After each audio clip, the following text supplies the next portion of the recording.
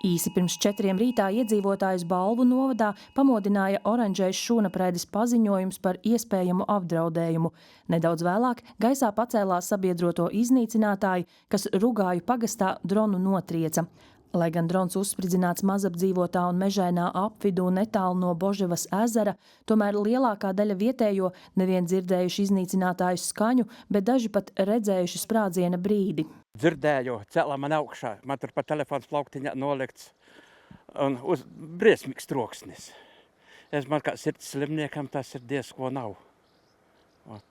Bet jūs dzirdējāt to šūnapraidi vai pēc tam? Šūnapraidi un visu dzirdēju. Es vairs nekad nevarēju aizmigt.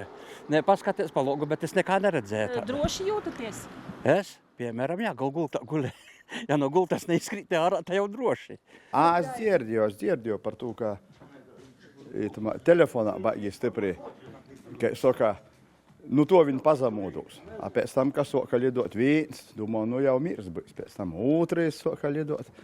I tā neko, ko padarīsi, ka lidoja, tā lidoja, значит, aizsargāja mirsu. Tur tāda kā viesu māja, daži domājam, varbūt, ka tur kods gonkas taisa vai ko tur tāda, bet, pēc tam jau tā kā likās, ka jau man tāda sajūta bija, ka krusa logās šitās, ja palūkošu pa logu.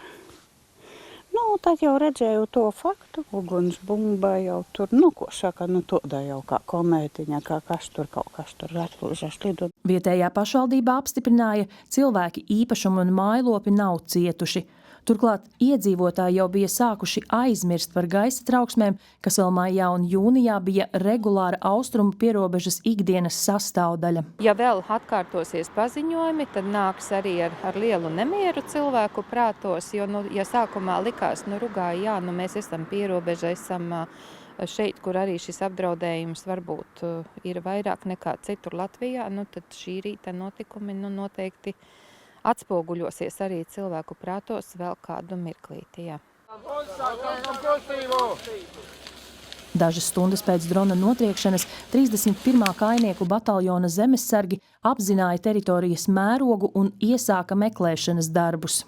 Mēs esam arī kopā, mēs arī visi kopā ar valsts policiju un valsts drošības dienas arī veicam. Šī platība salīdzinoši nav liela, bet tas tajā pašā laikā mums nedod nekādas garantijas, ka mēs kaut ko varēsim atrast, jo pēc notiekšanas iespējams tās atlūzas ir sīkas vai kādas, bet mēs veicam aktīvas meklēšanas pasākumus. Vai varētu būt, ka daļa vai liela daļa ir iekritusi ezerā?